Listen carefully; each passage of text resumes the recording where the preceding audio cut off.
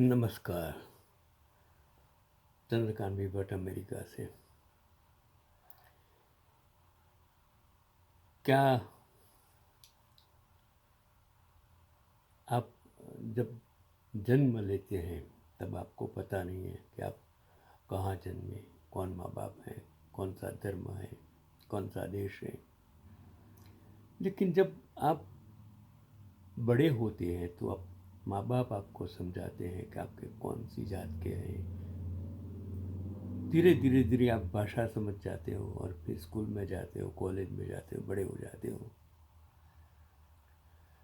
लेकिन मैं एक साइंस का टीचर चंद्रकांत भी मेरे मेरा जो तजुर्बा है यह कहता है कि एवरीथिंग इज जेनेटिकल।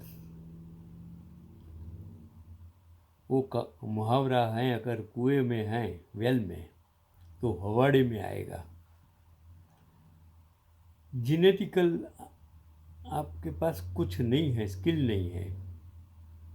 वो जेनेटिक्स, वो जीन्स कहाँ से आते हैं? आपके माँ बाप, उनके माँ बाप, उनके माँ बाप, अप टू 4 जनरेशन्स, ऊपर से नीचे तक। किसी का आँख, किसी की नाक, किसी का कान, किसी का ये जो आपकी 4 पीढ़ी, 4 जनरेशन से आगे की, आपकी नहीं, आपकी जनरेशन, आपका तो 4 जनरेशन तक चलेगा। लेकिन आपके ऊपर के 4 जनरेशन में से कहाँ भी कुछ भी आ सकता है, क्योंकि माँ और बाप दोनों अलग कुटुंब में से आते हैं। कभी माँ बाप कम ऊंचाई के होते हैं लेकिन बच्चे ज़्यादा ऊंचाई। अगर ट्विंस होता है तो एक ब्लैक होता है, एक वाइट होता है। क्यों? Everything is genetical. आप में जो स्किल हैं वो भी जेनेटिक्स हैं। आपका जो न्यूरॉन्स है वो आपको खुशी भी देता है, आपको गुस्सा भी दिलवाता है, आपको गलत सोच भी देता है। वो न्यूरॉन्स करता है, ये साइंस करता है, मैं नहीं। क्योंकि मैं जब पढ़ा तब तो जो वायरस था ही नहीं। मैं ट्रायड पढ़ा और बाद में मैंने वायरस था, इलेक्ट्रॉनिक्स पढ़ा, सब कुछ पढ़ा। क्योंकि मैं हर लोगों को कहता हूँ कि वो एक वक्त था कि चंद्र, पृथ्वी, ग्रह, उसके बारे में लोग कुछ जानते ही नहीं थे। और अब ये दुनिया इतनी नज़दीक हो गई है कि एक सेकंड में आप दुनिया के एक कोने से दूसरे कोने क्या हो रहा है वो आप जान सकते हैं। मैं आज जेनेटिक की बात इसलिए करता हूँ कि मैंने एक आर्टिकल्स पढ़ा जो मैंने कहा कि जीन्स, उसमें न तो उम्र बाधा करती है, न तो नात जात कुछ बाधा करती है। वो जीन्स कहाँ से आए? लेकिन आप इन बड़े होकर कुछ भी बन सकते हो। जहाँ हर बच्चा अपनी दुनिया के छोटे छोटे सपनों में खोया होता है, वही एक लड़की जो हर्षिता प्रियदर्शिनी मोहंती ने धरती माँ को बचाने का एक अनोखा सपना देखा। आज पूरा विश्व धरती को खत्म करने निकला है। जल, जमीन, पानी, सब कुछ खत्म करने निकले हैं। ये मैं जहाँ हूँ, वो मैं न्यू जर्सी स्टेट में, वो सब माउंटेन्स ख़त्म कर दिए हैं। हिमालय पर्वत को खोद डाला है, नदियों को बंद कर दिया गया है, पानी ज़मीन में नहीं जा रहा है, बंद बांध दिए गए हैं। जो चीज़ बहती है उसको हम कैसे रोक सकते हैं?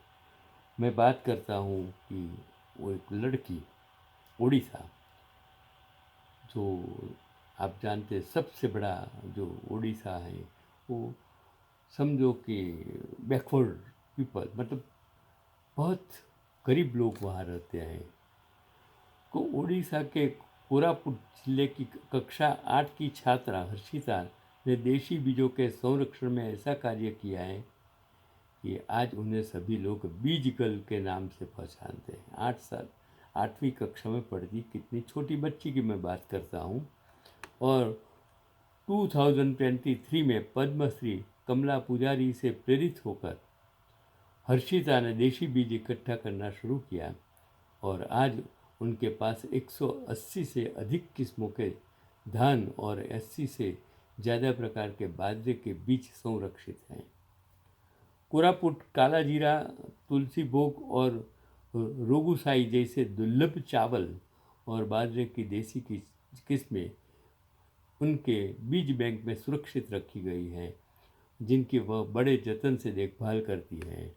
और हर्षिता का मानना है कि देशी बीज न सिर्फ जलवायु के अनुकूल होते हैं बल्कि पोषक तत्वों से भी भरपूर होते हैं। ये बीज किसानों को बार बार बीज खरीदने की ज़रूरत से बचाते हैं। वह खेतों, बाज़ारों और किसानों से बीज इकट्ठा करती हैं और उन्हें नाम भी गोलियों की मदद से सुरक्षित रखती हैं। हर्षिता ने सिर्फ बीजों को सहित रही है बल्कि जैविक खेती को लेकर गांव-गांव जाकर किसानों को जागरूक भी कर रही है। अब तक वह 50 से अधिक किसानों को मुफ्त में बीज बांट चुकी है और 5 गांवों में जैविक खेती को लेकर अभियान शुरू कर चुकी है। उनका सपना है कि वह एक दिन कृषि वैज्ञानिक बने और देशी बीजों की इस परंपरा को नई ऊंचाइयों तक ले जाए। हर्षिता की यह यात्रा यह साबित करती है कि अगर सोच में गहराई हो और इरादे सच्चे हो तो इंसान कुछ भी कर सकता है। उसमें उम्र, नात, जात कभी भी बाधा नहीं आ सकती है। वो आपको सोचने की ज़रूरत है। आपके दिल में तमन्ना होनी चाहिए, देशभक्ति हो, ईमानदारी होनी चाहिए और जेनेटिकली आपकी सोच अच्छी काम के लिए बनी हुई होती तो आप कुछ भी कर सकते हैं, ऐसा मेरा मानना है। मैं इसके लिए कभी कहता हूँ, आज लोग नेहरू, गांधी, सरदार इसको बदनाम करने में इतने जुट गए हैं कि उन्हें पता नहीं है कि वो लोग कौन थे उस ज़माने में। इन परिस्थितियों में मैं जो बात करता हूँ, अभी मैं आपको बात की साइंस की, जब टेक्नोलॉजी नहीं थी, जब मीडिया नहीं था, सिर्फ प्रिंट मीडिया चलता, जब कम्युनिकेशन नहीं था, जब ट्रांसपोर्टेशन सुविधा नहीं थी, जब 562 राजाओं उस जमाने में अलग अलग राज्यों में हिंदुस्तान में बटे हुए थे, उस वक्त की मैं बात करता हूँ। और मैंने पढ़ा जो आज़ादी के बाद जब नेहरू जी पहली बार लंदन गए तो ब्रिटेन के पूर्व प्रधानमंत्री मिस्टर विंस्टन चर्चिल ने भारत के प्रधानमंत्री नेहरू जी से पूछा कि मिस्टर नेहरू, आप हमारी जेलों में कितने साल कैद रहे हैं? तो नेहरू जी का जवाब दिया कि 10 साल से ज़्यादा मैं ब्रिटिश सरकार की जेलों में रहा हूँ। क्या 1947 के बाद आज संसद में बैठे एक भी नेता 10 साल तक उस टाइम उस परिस्थितियों में ऐसी बर्बर जेलों में क्या कभी रहे हैं? उनको अधिकार है उनको बदनाम करने का, उनको अधिकार है उसको क्वेश्चन पूछने का कि इन्होंने गलत किया। तो उनका जवाब क्या था? इस पर चर्चिल ने कहा कि फिर तो आप हमसे बहुत नफरत करते होंगे। देखिए, आज नफरती वातावरण पूरे देश में बर्बरदार से डाला गया है, जिसकी सोच हम कभी सोचते हैं, हम धर्म के नाम, मंदिरों के नाम, जो हमने विष पैदा किया है, वो विष को कौन भगवान पी जाएगा वो हमें पता नहीं है। कि चर्चिल के इस सवाल पर नेहरू जी जवाब दिया था कि मिस्टर चर्चिल, आप गलत सोचते हैं, क्योंकि हमने जिस नेता के नेतृत्व में काम किया है उसने हमें दो चीज़ें सिखाई हैं। पहली यह कि कभी किसी से डरना मत, कभी किसी से डरना मत, और दूसरी यह कि कभी किसी से नफरत मत करना। डरना भी नहीं और नफरत भी नहीं करना।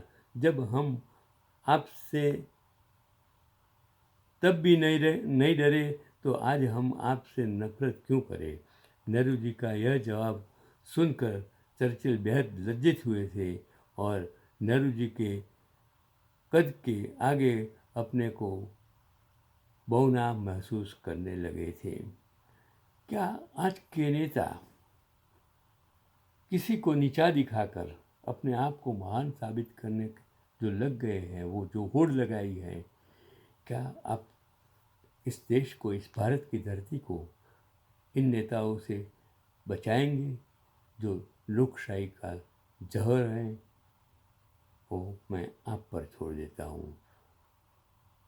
मैं सिर्फ यही आपको कहता हूँ कि देश में जो विष फैलाया गया है, वो विष पीने के लिए आपके पास कोई महादेव नहीं है।